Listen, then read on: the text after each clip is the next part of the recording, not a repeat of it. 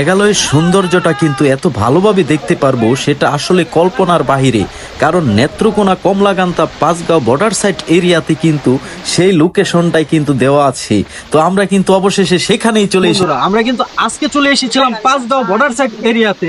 ওটা কিন্তু আমরা এই দিকটা ঢুকলেই কিন্তু ইন্ডিয়ার একটা সাইড। তো বাংলাদেশে কিন্তু দুই ধরনের ভ্রমণ প্রিয় মানুষ হয়ে থাকে, এক হচ্ছে সাগর প্রেমিক আর দুই হচ্ছে পাহাড় প্রেমিক। তো আজকে কিন্তু পাহাড়ের প্রেমে পড়ে কিন্তু আমরা কিন্তু চলে এসেছিলাম।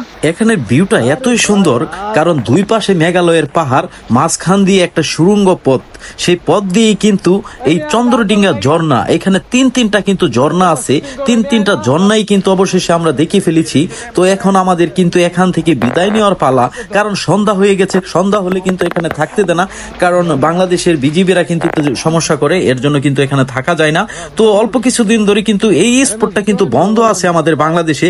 অনেকে কিন্তু এই পাঁচগাঁও বর্ডার সাইড এরিয়াতে কিন্তু যেতেছে, কিন্তু ভিতরে ঢুকতে পারতেছে না, কারণ বাংলাদেশে একটা সমস্যার কারণে কিন্তু এই স্পটটা বন্ধ আছে। তো আপনারা যদি এখানে যদি আসেন, একটু চিন্তা ভাবনা করে আসবেন।